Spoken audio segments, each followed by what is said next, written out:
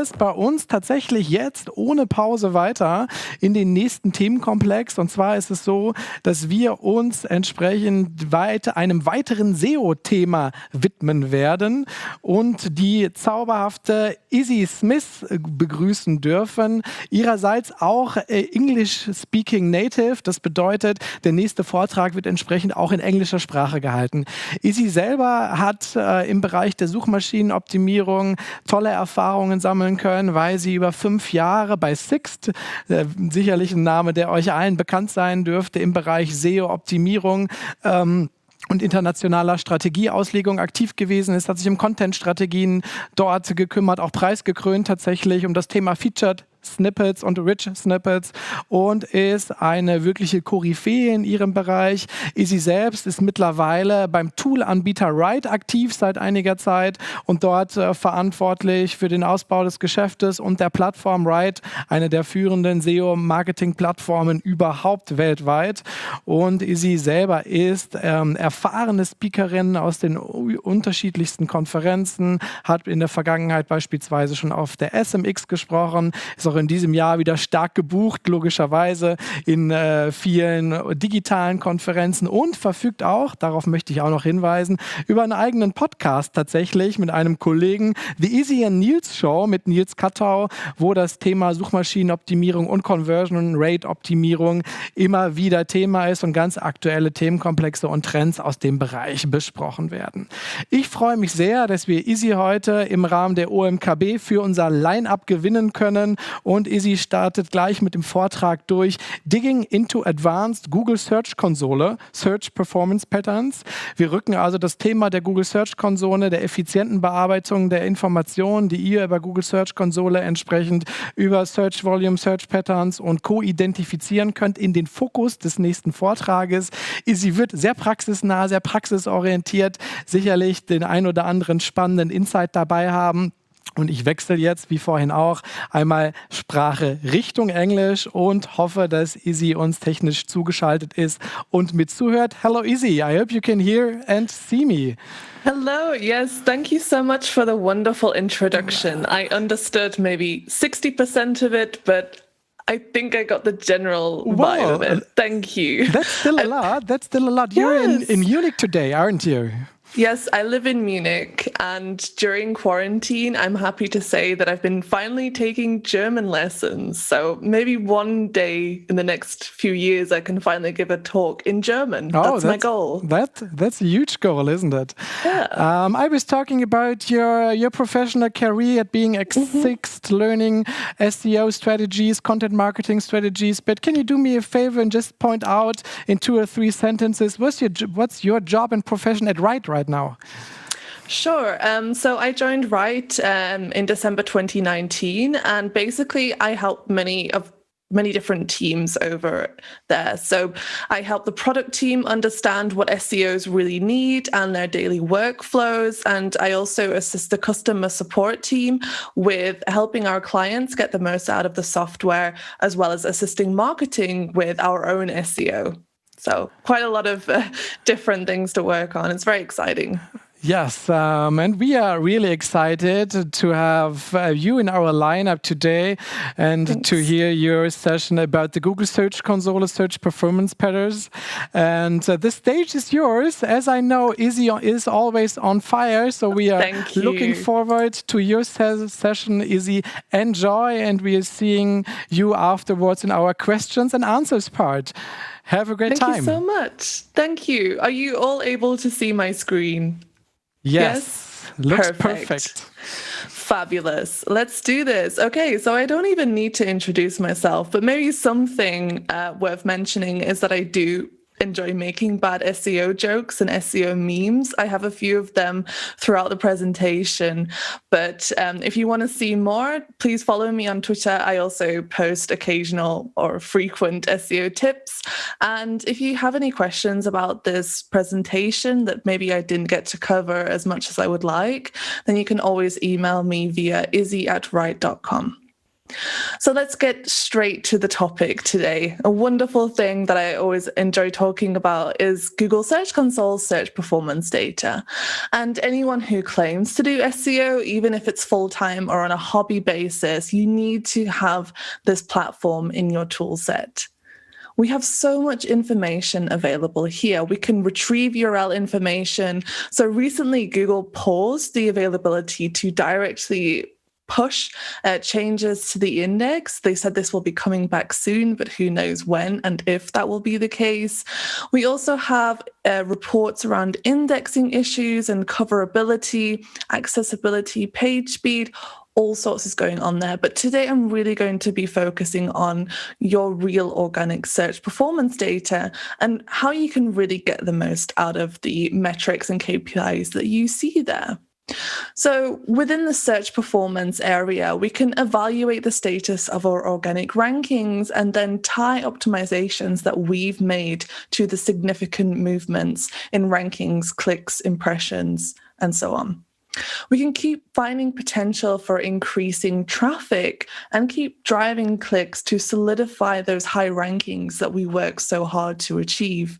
And then keep running optimizations like adjusting the relevancy of our content and just keep increasing our organic reach. So lots of wonderful things we can do with this data. It really is home to the most powerful data set we have, but the interface really limits our potentials of slicing and dicing this data to our needs, unfortunately.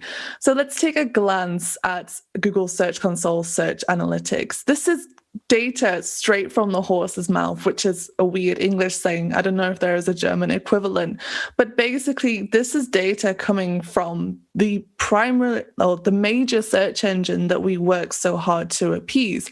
So we really need to understand and grasp this data and not just the snapshot of data that we receive from rank tracking tools, which do help us with competitor analysis. But when it comes to our website's analysis, we need this GSC data. Google data is far more reliable than scrape data if you're looking at finding cases of potential optimizations and for finding cases of where you can keep growing. It's from the source again, and it paints a much more authentic picture of how your domain and how your content is actually performing.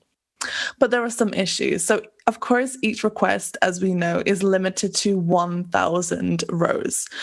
So if you have a large domain that ranks for lots of keywords, or even if you have a small domain, it's likely that you're going to rank for a lot of keywords with the content that you create. So you want to make sure that you're seeing the full scope, because you're not entirely aware, or you can't be entirely aware of how large an issue is or of how this potential, this gap is. If you want to drill down into data, it's almost impossible. So you're limited to applying only one filter at a time, and there's no chance of and or functions. So you can't really get down into the nitty-gritty of what you're looking for. And yes, it's free, which is great, but our time as SEOs isn't, and it can take a lot of time to analyze, to uncover what's going on in the average position data and really see what is creating traction from our optimizations, which is why we really need to make use of the API to the best of our abilities. This is also free. It lets us pull in the data, refine it, and make the very most out of it in other platforms available to us, like Google Sheets or Google Data Studio. I can really recommend building a highly actionable Search Console performance dashboard. Layosolis has a great template if you're struggling with getting started. This is how it looks like here. Oops, don't want to hit my microphone. But yeah, if you want to get started, please check that out. Also, Hannah Rampton, who is another wonderful SEO, created us a Google Sheets that pulls in the GSC data and helps you explore it in much better ways. And now recently, over summer, she created a very vast Search Console Explorer Studio. Or if you have tons and tons and tons of data with limited time, like myself, a platform like Ryte Search Success, which is pulling in as much GSC data as possible and then refining it into actionable reports. But it doesn't really matter what tool you're using, honestly, as long as you are using this Google Search Console performance data for analyzing your real performance. So however you like it, just use it. Only in Search Console you can see what is really happening. It's your data, you already have access to it, and it's free. Why wouldn't you? So use it. But use it wisely, and I can't stress that enough. You need to know what to look out for. You shouldn't get lost by average positions or misleading CTRs that are forcing you to go down the wrong path, or high impressions for keywords that you simply can't achieve sustainable traffic via. Remember, our time as SEOs, I think now more than ever, is really precious. So use it as wisely as you can and turn your Google Search Console data into a masterpiece. So based on my tinkering, also with my technical SEO analyst team, that's myself, Marcus Tandler, and Alex Breitenbach, we're a great trio of SEOs. We are tasked sometimes by our beloved clients who are struggling a little bit with their search performance, and they need a sparring partner to help them analyze the data. So sometimes they ask us questions and we'll dig in and we'll retrieve what we find. This is a really amazing and fun part of my job. And naturally, we analyze a lot of Google Search Console properties on a daily basis.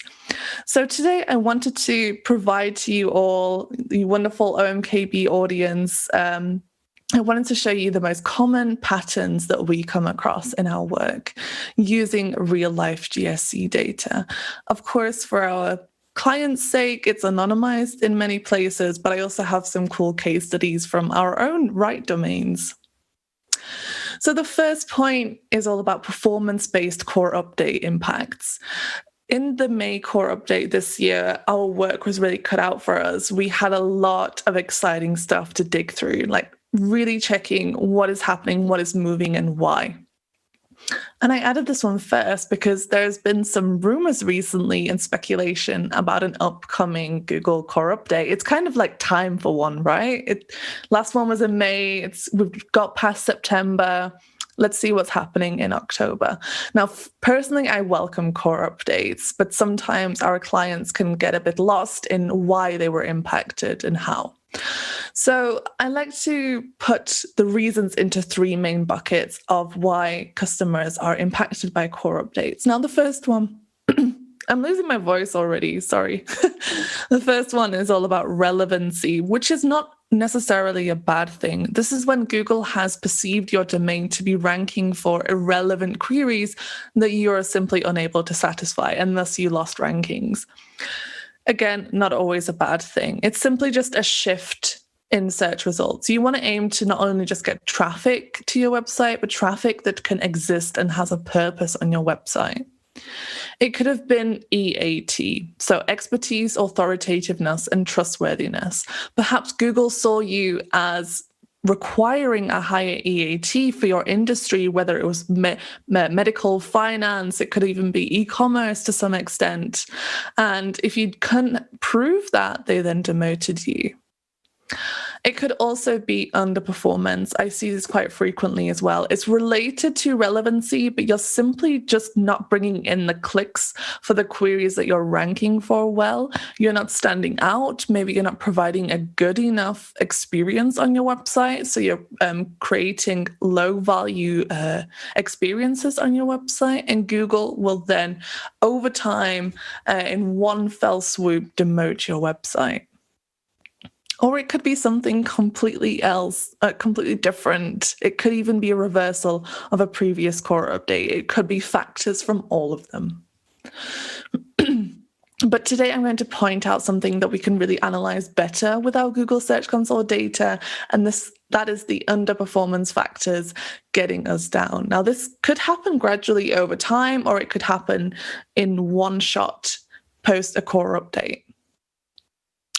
So let's take a look at one significant case study. This is what a pretty typical core update looks like. You can really clearly see the drop in impressions and clicks in May 2020, as well as the number of ranking keywords. It's especially this drop in the number of ranking keywords, which is important because around Christmas, you could see a very similar drop in impressions and clicks. But here, the number of keywords stayed the same and even increased a little bit. So people were just searching for the same keywords, just in lower volumes, which was it was very relevant for this type of website. So we were very certain this was a core update. Let's take a look into some of their focus keywords individually. So high priority keywords that make a lot of sense for their business goals. If we check them out, which have been affected by the core update, you can observe a very similar pattern. They start getting tested within the top 10. So that's the position line there, the purple one up top. And they fail to entice their users. So they're really showing to Google that they're not worthy of their high position. So with it, tanks their position and impressions. We have the same exact behavior with this other affected keyword there, going down. And another really juicy keyword. So always take a look. Sorry, I forgot to mention the amount of impressions there. There is a high amount of impressions, and they were doing pretty well on the top 10, but just a CTR of 0.1% was simply not cutting it for these keywords that had a lot of intent to click through to the website. And all of these were really clear signs to Big G, so Big Google, that they were not worthy, they were not a correct fit for this type of keyword, and they were demoted on a large scale during the core update. Now, we've seen this happen for quite a few domains that came to us during the May core update. So we learned quite a few lessons. For example, being really wary of your risky underperformers. So these click-worthy terms that have a high position and a low click-through rate, because this could be a clear sign to Google that you're low quality, you're not relevant enough, and you deserve to be on page 2 or lower. You should really use a holistic and fair approach when you're diagnosing core update drops. If you're just using visibility data, it might not always be completely indicative if you have been impacted.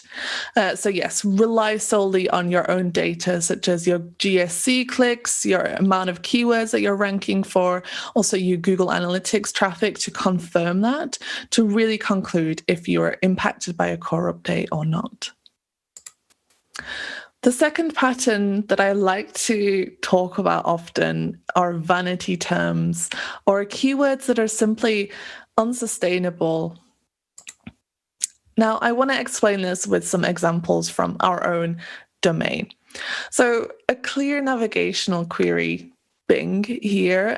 Quite funny that a lot of people are searching on Google for Bing. Interesting, which has a heck ton of impressions. And we can really see when these top 10 tests that I just mentioned are happening, when they're taking place, because this huge peak in impressions is corresponding with that. But of course, no one is going to click through to our informational wiki article about Bing and, SEO on Bing, because people are hoping to navigate to the actual search engine, to those services related to Bing. And Google perceived this. They saw that no one was really interacting. We have a less than 0.1% CTR, and therefore we dropped down to page 5. But yeah, it's not all bad here.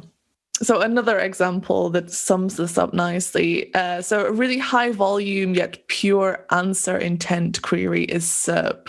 So people are just really looking for the definition of the acronym SERP, so search engine result page here. We got qualified for the test on page 2 via those classic ranking factors that we work to achieve. And then we got tested in the top 10 for a couple of months. Something worth pointing out here is the length of those tests really depend on the number of searches made, because Google really needs to ensure there's statistical relevance with these. But still, there was no clicks to our website. We just can't entice users to click to our page ranking there. So bye-bye page 1 and 2, and we got pushed down to page 3, and we're gone for good here. I mean, but the keyword is not really that juicy for us. It's not really so lucrative, so we didn't need to act. What did we do about it? Nothing. This underperforming click-through rate was really only proof that our wiki pages are simply not a relevant result or a sustainable result for those pure answer intent or navigational keywords. We want to focus our attention on bringing clicks via keywords that really can be satisfied on our website, that have a higher click intent, and that we can hopefully drive business value through. And it was quite interesting because the loss of these keywords in January, it showed a really dramatic decrease in visibility on Systrix. And we were all panicking, thinking we were actually hit by the January core update. But actually, we just lost these keywords, a handful of high impression keywords. And once we investigated with our Google Search Console data, we knew everything was fine. All good. So lessons learned, yes, these high search volume or impression terms can sometimes lead you down the wrong path. So really assess whether they can bring you real and sustainable value to your business. Is there an intent to convert at some part in the funnel? Is it going to create some awareness and so on? You should spend some time maybe setting up savable filters and segments. These can really help you. You can incorporate inhospitable. I really can't think of the German translation for this term. Inhospitable SERPs are basically where your website really can't survive in, like for Bing and so on. Or if there's really like a heavy amount of ads on there and you just can't drive traffic via, so you need to focus your attention elsewhere. Okay, the third point is all about SERP features and feature snippets, so patterns of detecting and measuring these types of results. So a keyword from our own domain that we actually wanted to act upon because we discovered there was research intent behind it. So someone looking for information but needs a bit more detail behind just the general SERP. So in the first instance, we were tested by Google in the top 10. So back there in 2018, you couldn't really see when it first started, but again, the average click-through rate during this test was not high enough, so we just got flushed down to page 3. But what we did was, after identifying it, we clawed our way back via on-page tweaks. We did the necessary hygiene checks and improvements there, as one does for the keywords that they focus on. And while optimizing, we wanted to provide an optimized snippet and a direct answer. So we identified this new opportunity, we took action, and as well as incorporating in this answer for the most dominating phrase, what are meta keywords? And this led to a significant rise of the click-through rate, and even claiming that the feature snippet's a really nice feature snippet that we're proud of. And we do have a vast amount of these wonderful featured snippets. If you're not aware of what they are, they basically take your standard organic result and jump it to the top of the SERPs. They can be very helpful at driving traffic to your website as you're really standing out amongst competitors. Now, we have this wiki that I mentioned a few times, and this collective resource, this expert resource, really helps us provide and scale feature snippet winning because it has concise answers, descriptions, clear navigation, kind of like Wikipedia does. And it really wins a lot of feature snippets organically without us even having to go out and optimize for them. Unfortunately, we still have no featured snippet filter in Google Search Console. So finding out what specific queries trigger feature snippets that you can go out and steal, this is currently only available with scraping the SERPs and using research platforms. But that's not always so reliable because of the nature of feature snippets. They fluctuate per device and per location. Something I do like to occasionally check, though, is using GSC data, because we have average positions, is really drilling down into my data, selecting a specific location and saying the position is absolute 1. So it's not like, less than 2 and so on. And a lot of these results that I find in this report have their own feature snippets. So do check that out. I did a quick analysis and actually the vast majority of our absolute position 1 results and 1, X did have their very own feature snippets. Now, something happened to feature snippets in January, which upset a lot of SEOs like myself. Before, if you had a feature snippet, you had the standard result and the featured snippet. You didn't need to be ranking number 1 to get the feature snippet, but this is just a fun example that I wanted to pull. And now, since the deduplication, we only have the feature snippet result. So rather than ranking twice, we are just once on the SERP, which is a little bit sad. And it made a lot of SEOs question whether it's still worth it. And I want to say, yes, it is. There are many benefits to winning feature snippets or triggering feature snippets. You can outrank competitors easily. You can prove some more brand and trust value. So even if it's just a pure answer intent query, that can be satisfied on the SERP, there could still be some benefit there. Like, okay, Ryte provided me with this answer, I'm going to trust them in the future, or maybe navigate directly to them when I'm looking for more digital marketing know-how. Also, for conversational search, so voice search, feature snippets are more likely to be taken for voice queries. So if you care about this topic, you can hit 2 birds with 1 stone using this. But bear in mind that there are things like on-SERP satisfaction. So you could lose clicks from certain queries if you're really satisfying that intent on the SERP. Sometimes Google, I think they're getting better at this, but sometimes they can take the wrong data for a query or structure it poorly, especially with these table feature snippets. Also, some people have reported that feature snippets look like ads, and therefore you could lose clicks that way. So just if you're working on feature snippets, keep trying to tweak them to make sure they're as optimal as possible and bring as much value to your KPIs. But here's an example of why it's so important to claim your feature snippets when there is one available for your query. This page was always on position 1, but it's such a big impact if that page is a feature snippet or just the first result beneath it. It's a 20% click-through rate versus a 2% click-through rate. Pretty amazing there, right? Yes, so lessons learned from here. So feature snippets themselves can be a great traffic game changer, especially if there is transactional intent behind it or simply just research intent. But just bear in mind that there are some risks for you. So if you really rely on clicks to your website, maybe you need to evaluate this. Yes, and you can import known feature snippets from your research tools and additionally create a high confidence segment to check for your absolute position 1 and 1, X SERPs. Finally, let's take a look at top 10 tests and really aiming to create those meaningful clicks to your website.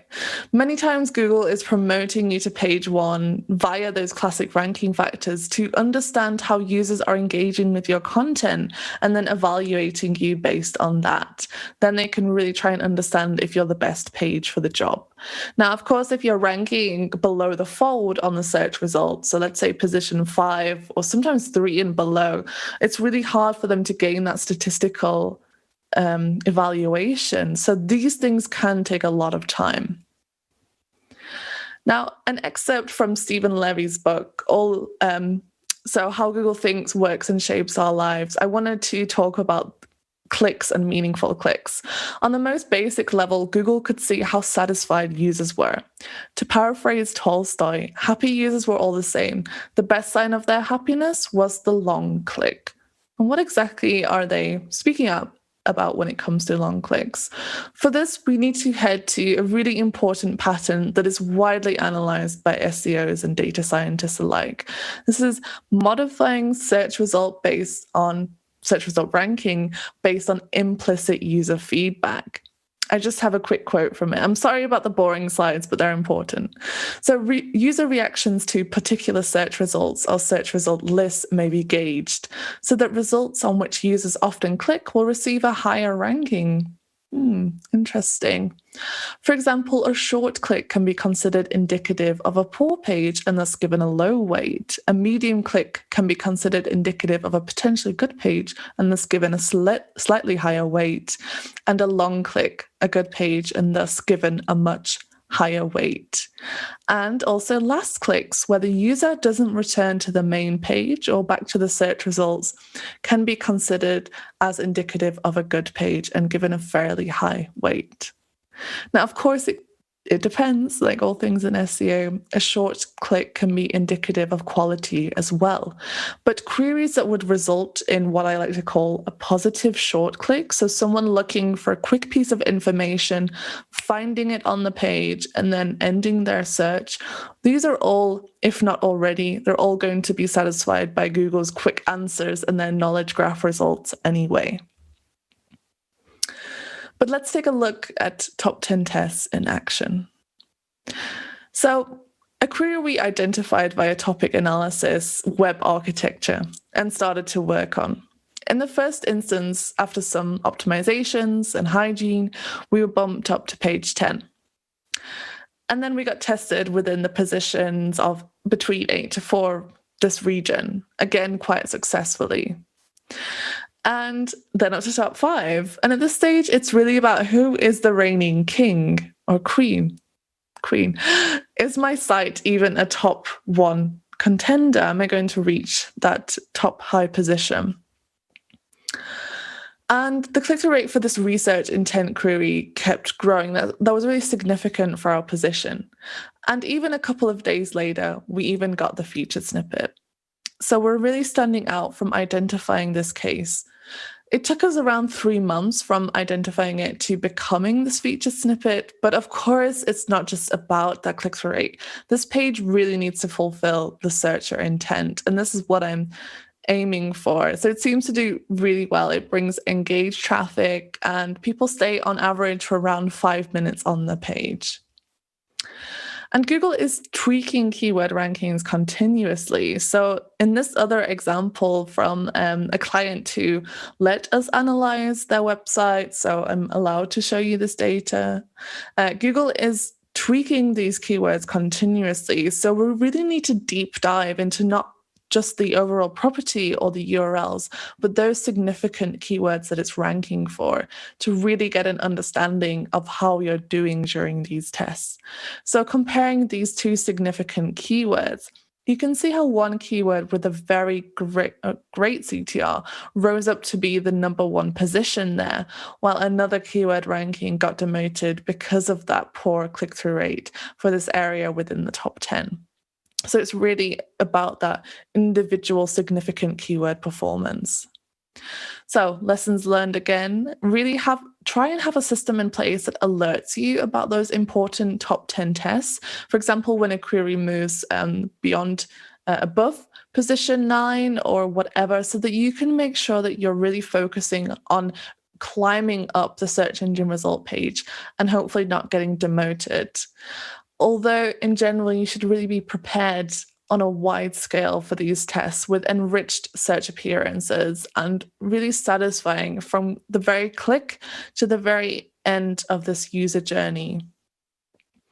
Try to create segments again, or these savable filters on underperformance metrics so that you can have an area to focus on. Let's say every month you spend a few days on pushing those queries up or doing all you can in addressing those issues. So these low-hanging fruit type keywords. So position is equal to less than 5 or greater than 5, and impressions are better than 0, and click-through rate is less than an average percent. It all depends on your metrics. I can't give you hard numbers. And maybe some of you are seeing this presentation already thinking of how you can use that to start cheating the system, but I have some bonus advice based on Marcus's experiments here. I was really shocked recently when I was browsing Facebook and seeing an advertisement from this company who said they guarantee that clicks are a ranking factor and they will employ real live humans to click through to your website. They're saying it's a ranking factor, whereas it's more like a refinement. It's an evaluation to see how websites are doing. And this is why we can't have nice things. Actually, their evidence for clicks being a ranking factor was based on Rand Fishkin's experiment back in 2014. Maybe some of you remember this or you've read about it. He was speaking at a conference and he asked the audience to search for a query and then to click on his result. And this high volume of clicks boosted the ranking from number 7 to number 1, but actually the position reverted back after a very short amount of time, so it was easily identified. Now, how does Google do this? We can head back to this wonderful pattern that I was speaking about earlier. Safeguards against spammers under this section. These are users who generate fraudulent clicks in an attempt to boost certain search results and can be taken to help ensure that the user selection data is meaningful, even when very little data is available for a given query. These safeguards can include employing a user model that describes how a user should behave over time, and if a user doesn't conform to this model, their click data can be disregarded. So they really have an idea of how this type of scamming can look like. So ensure democracy in the votes. So for example, one single vote per cookie and or IP for a given query URL pair, and entirely remove the information coming from cookies or IP addresses that do not look natural in their browsing behavior. And I wanted to test, or Marcus wanted to test this. I wish I could test this using Stellenanzeigen, job advertisements, I learned, which is, of course, a very juicy keyword. And the normal click-through rate for this position was at 2.2%. But then, okay, I need to look on my screen. I can't see it. Then at the position 9, there was a click-through rate of 37%, which is just outrageous, right? And then on position 10, it's at even higher. It's at 57%. You see that up here. I don't know if you see my mouse. And then at this point, Google was aware of what is taking place, and rather than growing up the SERPs, they actually got pushed down to position 77. So a good test, and this was only done to understand how this works and whether this would work. But yeah, don't try it at home. And I really wouldn't encourage carrying out such tactics for your personal gain, because it's really in the best interests of your website's health and your status to focus on the quality of your clicks. Really, I know I say it a lot, but I mean it. Even if this test was working well with Stellenanzeigen and the rankings improved, over time, Google probably would have realized that the lower position was in place for a reason, that the visitors were simply not resonating with your content, with your brand. They were not trusting enough. You know, there's a plethora of reasons why. So don't do it. Let's wrap up. I think I'm running out of time, but I'm really not sure. I can talk about this stuff for days. Really, for your crucial search performance analysis, you can only really rely on your GSC data. By all means, use your rank trackers, your research clouds, your SERP feature analysis tools for competitor analysis, and so on. But when it comes down to your own site's well-being, utilize that GSC data however you can to really give that definitive support to your understandings and your theories. But use it wisely and turn it into a masterpiece.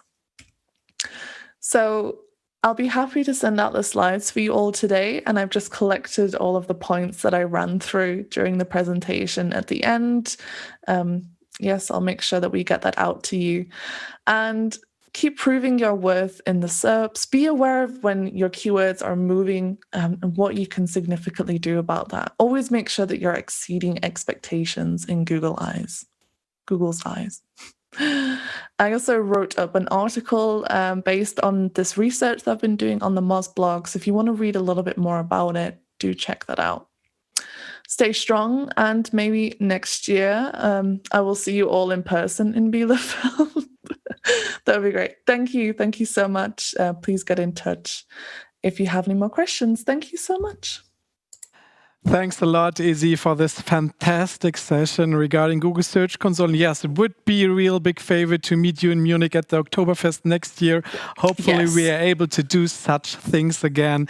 Looking forward to 2021. Me too. Fantastic input of your side regarding the strategies, building up rankings with featured snippets.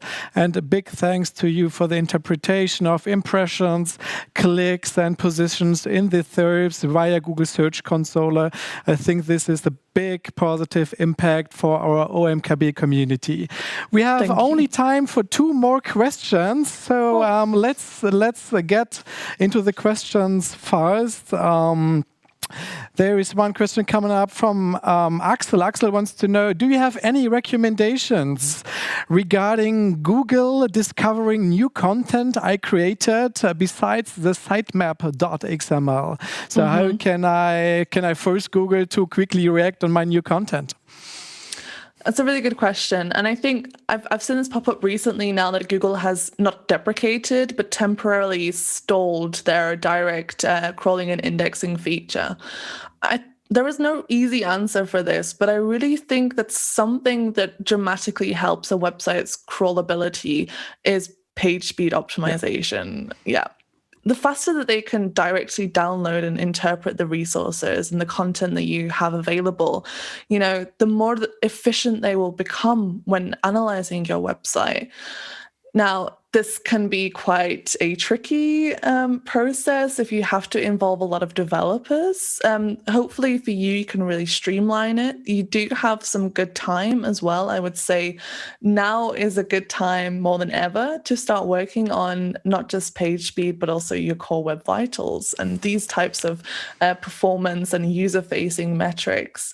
So really, page speed, do try and work on this. And aside from your XML sitemap, this can really help your site's crawlability. Thanks for your perspective and your input. One more question regarding the XML sitemap. Is there any minimum website size you recommend for submitting an XML via Google Search Console? And does it have an impact on indexing and rankings?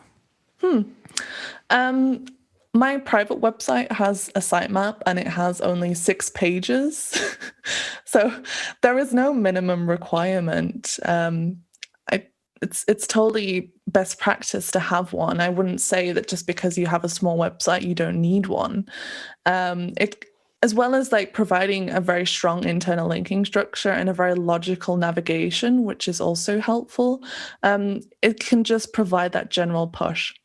And also, when you're crawling a website and you want to be aware of which orphan pages you have, you also should rely on the sitemap as well. It's okay, it's listed within my sitemap, but it's simply not achieving enough internal link equity or internal link power, and therefore I need to put a little bit more emphasis on this page. And without a sitemap, you really don't know what to go off. So it's also a good use case. Thanks a lot. There's more questions, but we are running out of time. So maybe you're able to answer one or more questions in our hop-in digital conference mode today. It was a great pleasure to have you at Online Marketing Conference Bielefeld today. Izzi, stay safe. Best regards to Munich, and hope you stay with us for the rest of the day. Bye-bye. Thank you so much. Bye, everyone. Okay, wir gehen noch einmal in eine ganz kurze Pause, bevor wir gleich in ein weiteres Highlight des Tages eintreten, und zwar in den nächsten Roundtable rund um das Thema Podcast und Audio-Marketing. Freue ich mich persönlich schon sehr, sehr drauf. Insofern bleibt dran, bis gleich.